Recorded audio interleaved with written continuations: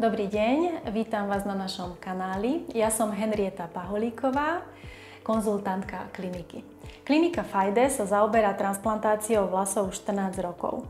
Dnes tu je s nami náš zákazník Matúš, ktorý absolvoval transplantáciu vlasov pred 9 mesiacmi a je naším spokojným zákazníkom. Vítajte, Matúš. Ďakujem za privítanie. Ako sa cítite? Už veľmi dobre momentálne, takže dobre. Kedy ste začali uvažovať nad transplantáciou vlasov prvýkrát? U mňa, žiaľ ako v mladom veku, mám 26 rokov, ma to začalo postihovať toto vypadávanie už v celkom skorom veku a uvažovať som začal asi tak približne 2 roky pred transplantáciou, čiže zhruba mojich nejakých 24 rokov, 23-24. Už to vypadávanie bolo také trošku značnejšie, že už som cítil taký ten úbudok vlasov a už som sa začal nejako na sebe tak všímať a bádať. Takže nejaké 2 roky pred transplantáciou by som povedal. Skúšali ste nejaké iné riešenie proti vypadávaniu vlasov, okrem transplantácie predtým? Tak zo začiatku ma transplantácia až tak nejako...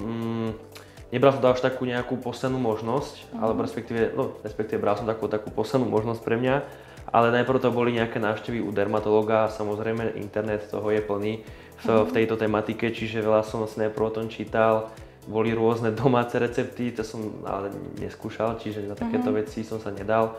Určite prvá vec, čo bola, tak návšteva dermatológa, tam mi bolo odporúčené určite nejaké vitamíny, zvýšiť príjem zinku a nejaké šampóny, ale žiaľ u mňa to je asi geneticky, čiže nič z tohto mi nejako nezabralo. Takže to vypadávanie pretrvávalo a začal si o týchto klinikách viacej študovať. Prečo ste sa rozhodli pre kliniku Fajde? Ono nebolo to prvotné rozhodnutie, samozrejme som si o tom veľa čítal, vravím, ten čas, kým sa rozhodol pre samotnú transplantáciu, bol 2 roky, čiže tie 2 roky som len o tom rozmýšľal a pozeral tie rôzne kliniky, ktoré sa týmto zaoberajú.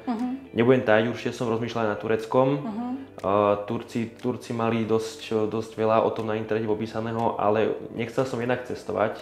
Vedel som, že to není zákrok, alebo respektíve je to zákrok, ktorý máte dosť rozsiahlý na oblasti hlavy a nevedel som si predstaviť cestovať určite lietadlo letecký, alebo tam ešte naspäť určite nie. Čo sa týka okolia, tak Fajde Clinic sa mi zapáčil v tom, že jednak recenzie, bolo toho veľa na internete, na vašu adresu, ale hlavne sa mi páči to, že ste v tom obore, iba vlastne v tomto obore. Nie ste klinika, ktorá má na starosti aj iné skrašľujúce procedúry, ale zaoberáte sa iba transplantáciou vlasov.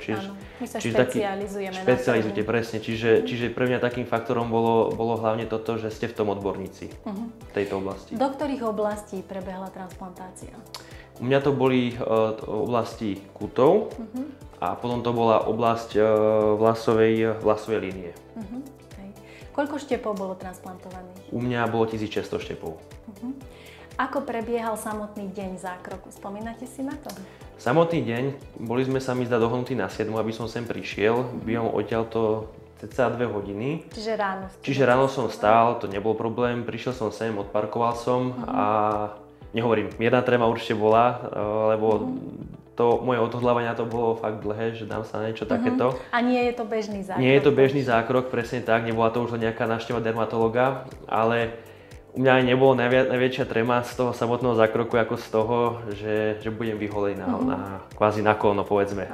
To v živote som nebol, čiže to bola taká moja najväčšia obava, jak budem vyzerať. Takže do samotného zákroku som až takú trému nemal. Skôr som sa už tešil, že jak budem vyzerať, samozrejme až po tých pár mesiacoch, ale už som sa dopredu tešil na ten samotný výsledok. Áno.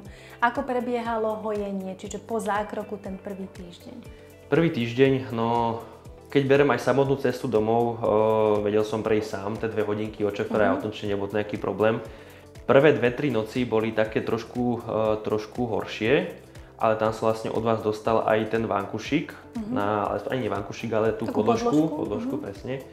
A tá darcovská oblasť mierne krvácala. Tie prvé 2-3 dní boli také, že ráno som sa budil a mal som to prilepené kvázi tuto na hlave. A ďalšie 2 týždne boli také trošku citlivejšie v tej oblasti, že som cítil mierne pulzovanie, ale tá bolesť mierne potom odznela. Dali ste mi aj vtedy vlastne niečo proti bolesti, Panadol sa mi zdá, takže párkrát som ho musel užiť, priznám sa. Ako reagovalo vaše okolie po transplantácii? Už povedzme, keď začali vlasy rásť, ako to zmenilo váš život? Tak najprv si každý všimol, jak vravím, bol som prvýkrát takto vyholený na koleno, čiže moje bližšie okolie z toho nevšimlo, pýtali sa ma. Nový? Ten účes, samozrejme, jednak aj dosť byli do očí tá príjmovská oblasť. Čiže to si najmä hneď všimli, že čo sa to mám na hlave, tak... Rozprávali ste o tom, že ste mali transplantáciu? Áno, netajil som sa tým. Ja už som o tom predtým vyprával, aj jak už som o tom najprv uvažoval, ale aj po tej samotnej operácii som nemal problém sa vlastne porozprávať. Kto sa pýtal, som mu povedal, áno, mám to transplantované a bol som na tak roku. Ale okolie si všímalo, samozrejme. Pravím, či už rodina, blízki, kamaráti, práca, takže každý sa pýtal. Kedy začali transplantované vlasy rásť? Asi koľko mesiacov po zákroku? Po zákroku? Ono sa hovorí, že vám tá oblasť vypadne, ale ja som úplné vypadnutie, ale úbudok vlasov nejako nepostrehol. Tá samotná línia mi bola počas celej tej doby hojenia sa stále viditeľná, ale taký prvý prírastok tých vlasov, že sa opätovne začali prebudzať, tie korienky začali rásť, začal pociťovať alebo všímať si na seba asi v takom 5. mesiaci, 4. 5. mesiaci. Už 6. mesiac bol u mňa vážne naozaj taký, že už aj ten účes som si sám robil, že už sa s tými vlasmi dalo pracovať. Rozumiem. Doporučili by ste kliniku Fajda iným zákazníkom? Určite áno. Ja už som sa, ako spomínam, že aj s blízkymi o tom vyprával a mám aj v mojom blízkom okolí pár známych, ktorí tiež uvažujú o tomto zákroku. A ono dnešná doba je celkovo tak už postavená, že nie je to žiadne tabu pre tých ľudí. Takáto vec. A vy už máte skúsenosť, čiže môžete sprostredkovať. Áno, takže milé rád by som už odporúčil aj odporúčim ďalej vašu kliniku. Pekne. Rozmýšľate ešte do budúcnosti na transplantáciu vlasov? Ak bude nutné, tak áno. Už nad tým tak inak uvažujem. Predtým som sa toho bál a teraz to berem ako obyčajný zákrok. Už viete, do čoho idete? Áno, nie je to nič strašné, takže určite by som sa dal, keď bude treba. A čo odporúčate mužom, ktorých trápi vypadávanie vlasov a ešte nie sú rozhodnutí a hľadajú to správne riešenie? No ako som spomínal, už to v dnešnej dobe nie je žiadne tabu, táto téma a je to úplne prirodzený zákrok, nedávame im tam vlastne na vašu hlavu nič nové, zoberú iba vaše vlasy a presunú ich dopredu, čiže nie je to žiadne tabu, nejaký extrémny zásah do tela, takže nebáť sa toho a kľudne vyskúšať. Je to, aj pre mňa to bolo najprv z počiatku vec, ktorá ma trápila, toto vypadávanie a myslím si, že je to dobré riešenie. Ďakujem pekne za rozhovor. A ja ďakujem veľmi pekne. Dovidenia. Dovidenia, majte sa.